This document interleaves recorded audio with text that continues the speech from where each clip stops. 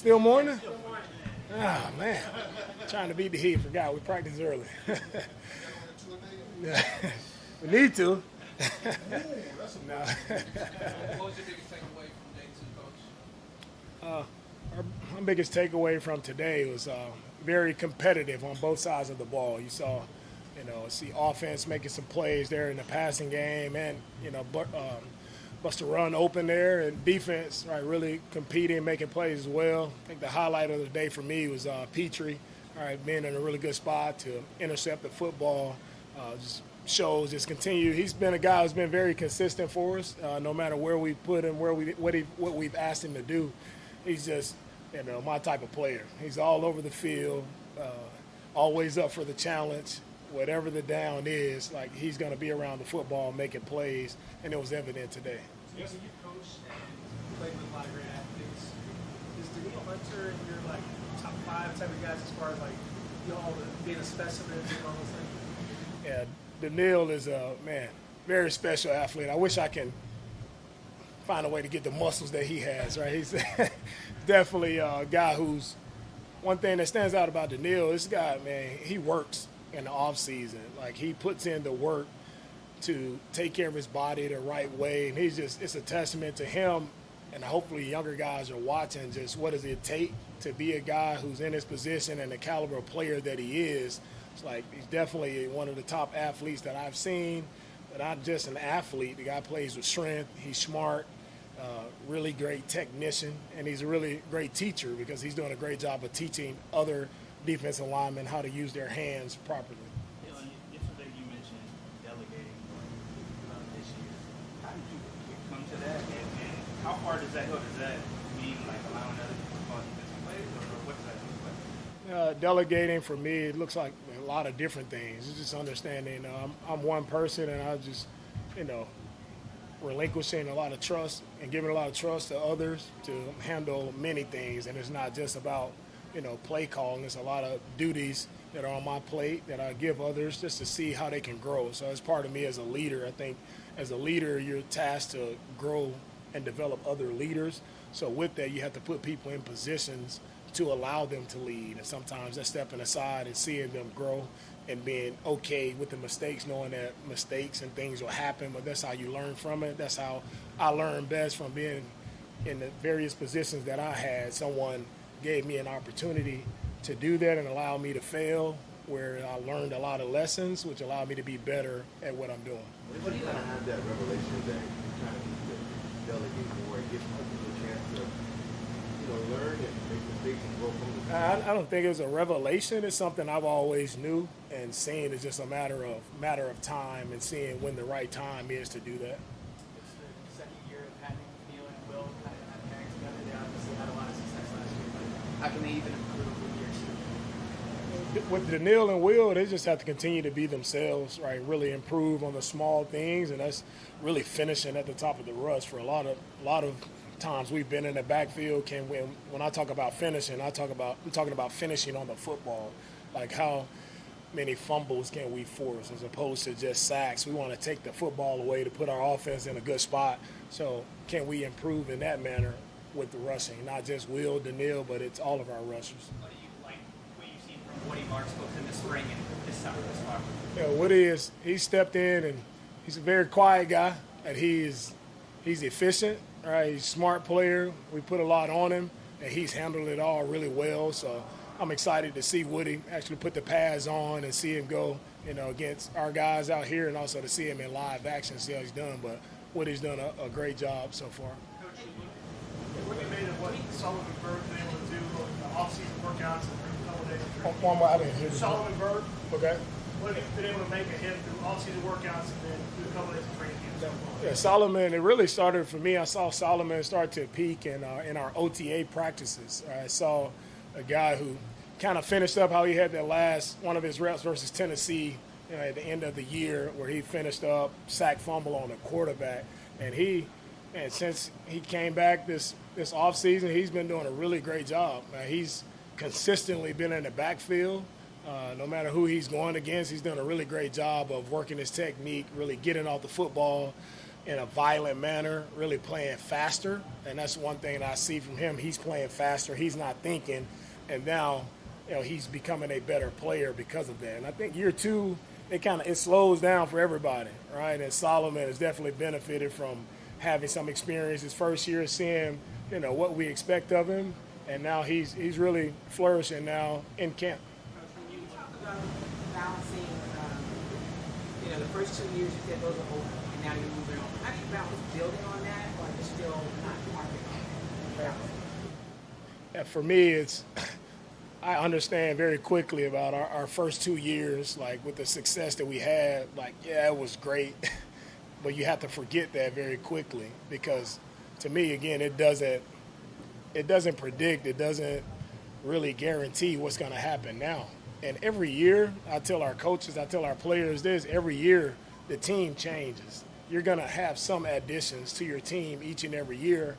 So it's all about how does that puzzle fit together? How quickly can we come together? Can we connect as a 2025 Texans? I truly believe that. So if I'm harping on what we did in 24, that won't allow me to fully commit and fully dedicate myself to building this team, this roster in a manner that we need to be to go out and be great. And it'll be a growth process, right? We won't just – you don't just start off where you ended last year in the playoffs.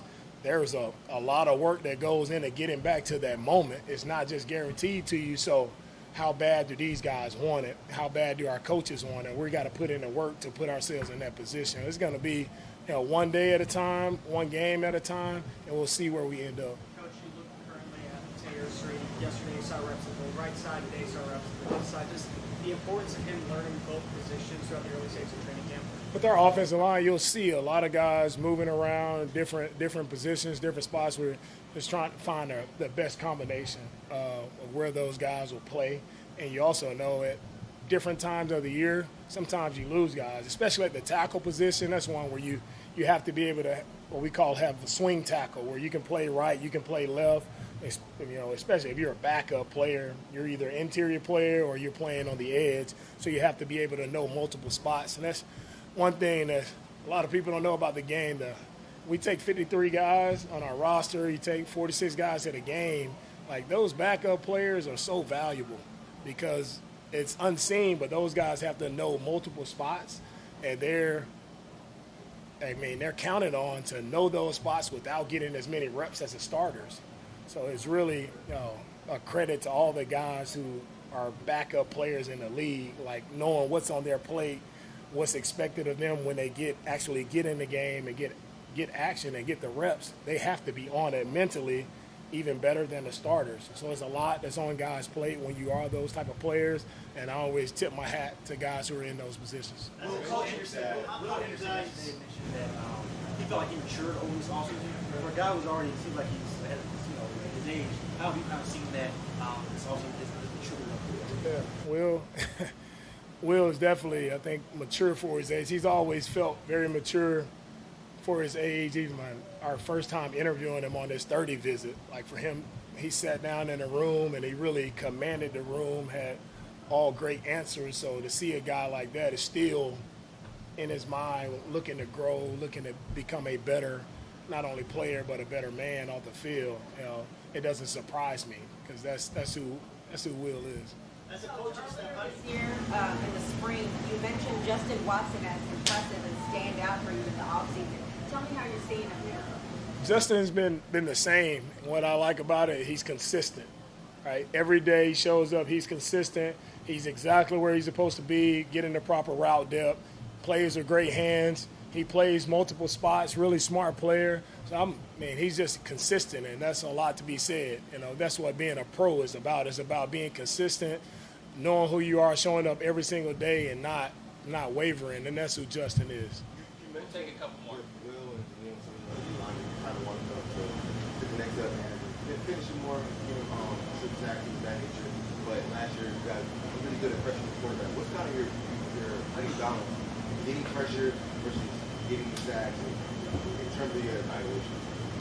I think when it comes to when you're looking at a defensive unit, right, you want to apply pressure as much as possible, right? You want to be a heavy pressure team, but to truly affect the game, and that does affect the game, but to truly change the game, like if you turn those pressures, not only in the sacks, but the sack fumble, that's the big play that changes the game for us. Like a lot of people have the sack stat rated very highly, but if you're pressuring the quarterback and the coverage is right and you're forcing him to throw inerrant throws, forcing the quarterback to make bad decisions, to me that pressure can turn into interceptions. It can turn into, batted passes. So it all plays together. But it starts with just having the mindset of guys just playing together, rushing together, and then if you can get the quarterback down, we want to get the quarterback down, but most importantly, take the football away. As you're given more responsibility as a coach, what do you see? Nick is only my fourth day with Nick, and he's done everything we've asked him to do. Like he's a pro. Like Nick has been the same guy. I've always admired Nick from when he was back at Georgia playing. Always admired him, and it's no different. I can see why the guy's been good in his career is because he's a hard worker. He doesn't say much, but he shows you by his actions. Every single day he shows up, he's ready to go. So we'll see how he continues to grow and gel with our guys. All right. Go ahead, Sam. Last one. You talked about Coach Popovich kind of focusing on the little details of the offensive line yesterday. How have you seen him lead his group so far in his first few days? Cole has done a great job of leading. He's been leading with intent. He's been leading with intensity as well. Like it's the drill work.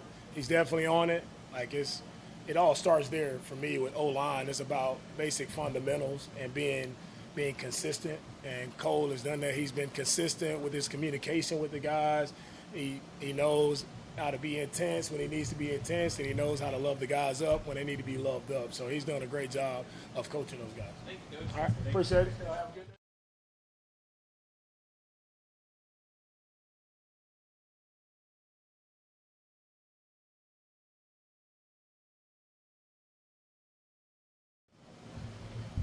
How y'all doing? Feel good. What are you expecting yourself and Will, as you all, this is your second year together. You all had a successful first year. What are you expecting this year? Kind of just building off what we had last year, and then to just lead the D-line room, make them become technicians. Everything comes after that. Once you're a technician, everything takes care of itself. How much of your success, any edge rusher success, do you think relies on the other three guys that are there with you on the line? I think it's all about sharing the knowledge. The room that I'm in, just teaching each guy, if we work together, we'll be able to affect the quarterback in any way we can. So I think that's the biggest thing with me being in the room with the amount of experience I have. Just letting each guy know, like, if we play together, we rush together, we'll have a chance of affecting the game. You talked about sharing knowledge a little bit. Will said yesterday that you picked up some things moves-wise in this offseason. Is there anything that you kind of learned from him or the other defensive linemen that has kind of helped you with your game this offseason? Yeah, definitely. I was just out there talking to him. I was watching him, and I told him that he does a good job of staying low. It seemed like last year he did a good job, but like this year you could tell that he practiced on staying even lower. And that's one thing that the offensive linemen hate is when you're so low to the ground, it's kind of hard to block. So I told him that he did a good job with that. I know you haven't had any physical days yet, obviously, but going against the offensive line, the way they're operating this year, have you noticed anything different compared to last year? Oh man, right away. They did a good job of keeping us a little bit further away from CJ. That was noticeable on day one. But it's up to us as a D-line to adapt. And from what I've seen so far, they've been doing a pretty good job. Can you shed some light on, like, what is it their technique that's different? Is it trying harder? Like, what is it that is different that keeps you further away from 7? You could definitely tell there's a change of technique in the way they set as an O-line. I think it's for the better, and hopefully it's going to help us win some football games this year. All good? Cool. Appreciate it. Thanks, guys.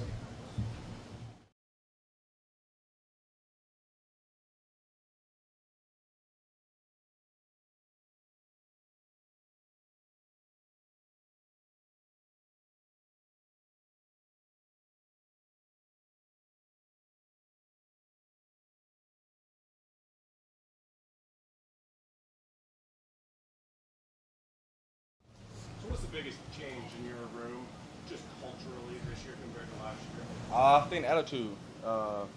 Everybody, it's a competitive group, so everybody go out there and earn the right to play for the Texans. So everybody out in the group has a positive attitude, showing up to work every day, and just putting in the work and keeping their head down, so we can become the best group it is. I'd say a lot will show up when the pass come on. But what's something that as a leader you want to see your group continue to improve on? I say it was just in the run game, just being physical, and then the pass game just had a mentality that my man can't beat me to get to the quarterback. We got to protect CJ. The job we done last year wasn't good enough, so this year we just got to put our head down and work all off season to become the best unit possible and attack the little details so we can get him hit because we know what he can do when we protect him. So we just got to continue to do that. Danielle just praised you guys, saying you guys are already making it harder for them to get to number 7. How are you guys doing it? Just taking the coaching, taking what we're doing, being coached on, and just applying it to the field. I mean, I know it sounds simple, but a lot of times when guys mess up, it's just like we just go do our own thing versus not doing the thing that we was coached to do. So everybody just been putting their head down, working every day individual on the things we need to work on, and then just going out of the team each day, setting a goal for the day, and just attacking that goal. When training camp goes and the staff is trying to figure out who that starting five is going to be up front, how do you balance that? What do you think is more important as far as trying out different guys and see who are the best 5 that work better, or consistency working with the same 5? I say just at the end of the day, you never see an offensive line during the season that just have the same 5 guys that's starting. So I feel like the biggest thing is just, getting guys out there and then seeing the guys who just, every day being consistently good each and every day. It's not about being the guys that consistently playing with each other. It's about who at each position every day is going out there working their ass off and doing the things they need to do to be the best guy available for the team for the starting 5. So we're not really worried about that right now. Right now we just working on the details and trying to get everybody in the group better because everybody in the group got to be good because one guy go down, the next guy got to be ready to go. So. You've seen reps at every single position on the offensive line besides center. Tay's kind of going through that right now, learning left and right tackle. Do you have any advice for him on how to balance kind of learning each spot and not maybe overcorrecting between mistakes? I tell him the main thing is just the mental part first. Getting in the playbook and learning how to be able to switch each play, flip it backwards. So, because that's the biggest part, getting up there. If you know what you got to do, the rest's going to take care of itself. He's more than athletic enough to play left tackle and right tackle. It's just getting up there and knowing what he got to do right away, so he's not thinking so much. And I think he's been doing a fantastic job on it. He's having a tremendous camp so far, and he's only going to get better. I feel like he's a guy that likes to learn from the older guys and the coaches and try to apply that to practice. And I'm just excited to be his teammate. I know it's big too, so like being coached by Cole and being coached now by Nick, like what are you feeling most impacted by early on? I mean, the new scheme, is it like really simple comparatively to last year, or Nick or Cole just telling you where to put your hands and like small stuff? The scheme is a lot more simple. I was in this scheme a little bit when I first came into the league, but it's really just, I think the biggest thing with Nick and Cole is the mindset. Like, our mindset last year wasn't like it is this year. Like, our mindset now is we got to get downhill. We got to get on guys early and move them. And that's something that we struggle with on the offensive line of the pass is getting the run game going. Because you get the run game going, the pass game going to get going. So we got to be able to establish that run early. And they just been attacking the details of the run game and getting double teams a lot. We're going to be doing a lot of double teams. So we're just working on those fundamentals every day and trying to get better. What's it like working with Jake so far and kind of getting to know him? Oh, man, Jake's a great dude. He's from Alabama. I'm from Alabama, so we got like a lot in common. He played at Troy. I played at Alabama State, which is like 25 minutes away from each other. But he's a smart kid. He knows the game. He knows his offense really good. And he's very fast with all the calls. And he's just a great teammate. He works hard every day. Nothing but good things about him. You said that last year you didn't have the mindset that you needed. This year you said you want to be more physical. Does this group have the mindset to want to be physical? Yeah, for sure. And it's up to us older guys to establish that for the younger guys. And I think that's one of the things I'm trying to do is just being a positive example every day of, how, we got to go about our business every day. So when the younger guys see that, they're like, oh man, that's how I gotta be, and then that just rubs off on the whole offensive line. What's your experience been like with Cole in this new leadership role? Obviously, you were with him last season. Like, kind of what's his style now moving into this new role? I say the number one thing is just more demanding. I say we let some stuff get by last year that wasn't good enough, but one thing about Cole, he's demanding, and he's gonna treat everybody and coach everybody the same way. And I think that's one of the biggest things in having a great offensive line coach. And I just know that his mentality rubs off on us every day because he's not gonna settle for less. Yeah. Thank you. Yeah. Thank y'all.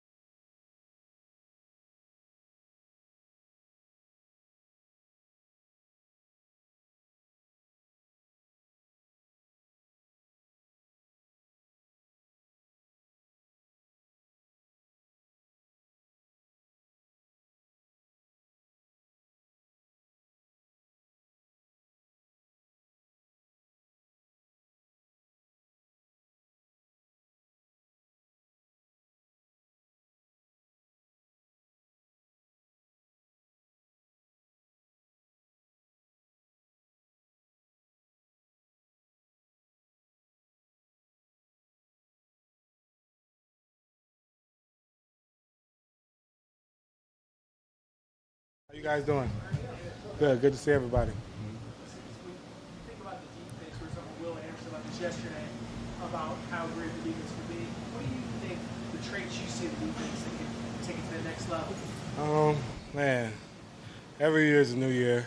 Every year it requires something different just to get the results that you might have had last year. You might think that if I do this, then I'll get this. But sometimes, what I've learned throughout my 7 years is that sometimes it might require this just to get what you got last year. And it might require even more than that to reach a new level. So it's day 2 of training camp, actually practicing.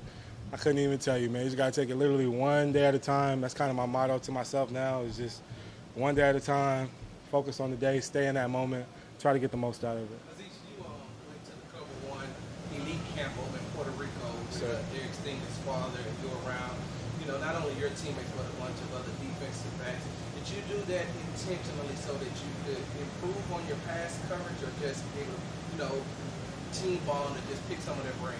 Yeah, there's a lot of both. I think when Sting did it in Hawaii last year, me and Henry were actually just in Hawaii at the same time, so me and him were training together.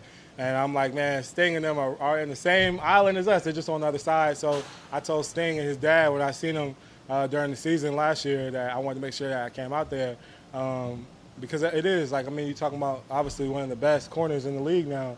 And then all the other guys that were there as well, just learning from guys who have to cover all day, just like I learned from the D-line who have to rush all day. As a linebacker, you got to do both. So it doesn't hurt to sharpen your tools. There are kind of elite players, secondary, ultra players, also in the defensive line of the team. Do you want to be that guy with the linebacker group, and do you view yourself as that kind of player? Yeah, for sure. I think everybody can say what they want. Obviously, if you don't want to be the best, then you probably aren't in the right profession. But it's just about the work, kind of like what I told Aaron earlier, is one day at a time. I have my own individual goals, but I know that it's third day of training camp. I can't get those goals, all the way out right now. I just got to take it one day at a time and put my best foot forward every day. Do you like being a mental and philosophical sort of leader for this defense? I don't know. I guess I just happen to be that person. I don't know. The life that I live, the things that I've been through. And my grandfather, he was the poet of Florida for a long time. So I guess it's just in my blood everything is always philosophical. You've gotten to see in the last 2 years when you were in Tennessee and Houston, EJ Speed. What does he provide for this defense now joining forces with you guys? Hey, I tell EJ all the time, it's a blessing that he's fast because your last name can't be Speed and you slow. And that's the one thing you see when he's on the field, and he's fast. And his defense is about being fast and physical, and he does both of those things. EJ is somebody who, came into the league the same year, and so you keep up with guys that are in your class, and me and him would talk a lot over the last couple of years. So I'm excited to have him here, and like I said, he just brings the same style that we already play, so it fits right in. What kind of things do you guys do? You in particular, to make sure that you stay healthy. You've been in the league for a while now. What do you learn about your body? How do you prepare it for us? I think it's crazy, but it's just leave no stone unturned, especially at this point for me. I've seen all the little gadgets and stuff that everybody tells you will help you. And I think for me, it's it won't hurt to try it as long as it's something that's, the trainers or whoever is giving it to us says it works. I'm going to just try it. And if there's some type of science behind it, best case scenario it helps. Worst case scenario, I just took some other pill that I didn't need to take. It is what it is. So I think the biggest thing is just, make sure you leave no doubt. If you say you want to do something and accomplish something, but your actions don't align with what you're saying, then what are you really trying to do? So I just try to make sure I walk the same thing that I talk. Nick Caley helping recruit you at FAU. What was a memory you had with him, or just him as a coach? Nick Caley is literally somebody who's known me from the time I was a 16-year-old homeless kid. He's been to my motel that I lived in. To now, for both of us to be in the position that we're in, literally 10 years later, I'm 27 now. It's just crazy, because we kept up with each other. He actually never coached me at FAU. He left as soon as my class signed. He ended up leaving to go to the NFL right away. But he literally called me and talked to me all the time from that point forward. And you would have thought he coached me for all those years, and we never actually even coached and played together. But we always had a really close relationship, and he always kept up with me. So I'm grateful to have him here, and he's just an old friend that just reminds me of how far I've come as well. Kim mentioned about the physical aspect of it. Yes, sir. What about what have you done to really face some challenges. What have you done to sort of just expand and work the little aspect of it and just try to strengthen that, because what you had to deal with, what you have had to deal with in the past, to get to this point now, just keep working on it. Yes, sir. I think for me specifically, it's just been more getting closer with my faith. I think when you talk about another thing too, just one, my faith, and two, just reading. It's so funny, but like I remember when I graduated college, I was like, I will never read another book. If it don't got an XRO in it, I'm not reading that crap. So it's like, as an adult, it's like, dang, like you can read about different things that you actually enjoy. So I think what I started to learn is that there's obviously knowledge. It's never ending. You don't just graduate college and now you just stop. But there's new ways to learn and new things to learn. And so that's what I've been trying to do, just to kind of draw back and pull back a little bit from my phone and just kind of be with myself and sit with myself and not need like to be around somebody else or in the company of other people or media or phone or the TV to, kind of get enjoyment. I feel like it's a escape a little bit. A lot of times you're trying to run from something that's in your brain. So if you just be with yourself, you'll find a lot about yourself. In the beginning, you talked about, this year you might require this much in order to get what you had last year, right? How do you feel like you guys as a defense can excel and be better this year? DeMeco was talking earlier about, finishing not just a sack, but force a fumble, take the ball away, Sure. How can you guys elevate? Yeah, I think that was one of the key things Coach Rod had talked about during OTAs. And we had a lot of sacks, but there was a lot of opportunities to get the ball out and get the strip sack instead of just getting a sack, and that changes the game. So I think everybody has to look at that and say, okay, pat yourself on the back, great job, you did what you did last year, it's over. It's a new year, how can you improve? You got to look and really be real with yourself on what you see, because at the end of the day, the tape's not going to lie, so you can't lie to yourself. And I think just everybody kind of adopting that same mentality and looking inwards and see what they can do better, it'll help the whole team. I know that it's still early in training camp, but what have you seen from the maturation process from these younger guys and from a competitive aspect as well? Yeah, what I've seen, I think, because it really starts when you come back for OTAs and you start to see how, guys who had maybe success as a rookie, you talk about the whole little rookie group, and you see how they move and how they go about their work. And I think the biggest thing is just seeing them take care of their bodies more, seeing them focus on the little details. And now you got another rookie class that comes in. That's always weird because the rookie is no longer a rookie. It's like when the youngest child isn't the youngest anymore, they kind of throw a little temper tantrum a little bit. You got to see like what type of energy they're coming with. And I think they've done a great job of trying to like, oh, wow, like there's somebody who's looking up to me now who wants to do the same thing I just did a year ago. So they're starting to lead the way too. So sometimes you don't have to be the oldest guy to be a leader. So that's what I've seen. As an athlete, how rare is Danielle Hunter, and not just being obviously like a cut up guy, but functionally putting that to work on the football field? You see anybody else like that? Man, I've played with guys that, like even like Nick Bosa was like a freak, but that guy is like fast. Like Danielle Hunter is fast. He might be faster than most of the guys on our team. I think we were in practice during the season last year and we tried to install some play. Long story short, Danielle Hunter was covering somebody down the middle of the field, down the sideline, and he's running stride for stride with Joe Mixon. And he's sprinting mind you, he's in a three-point stance and runs from a three-point stance facing this way, and Joe's running a wheel route out the backfield and covers Joe all the way down the field and gets a pass break. Like, in my mind, it's like, dang, well, like, you don't even need that to be like. So, he's somebody who definitely is special, and he's my locker mate. So, I don't know if anything that he'll teach me can make me look like him, but, I'm just trying to get all the little nuggets from him that I can. Thank you, guys. Y'all take care.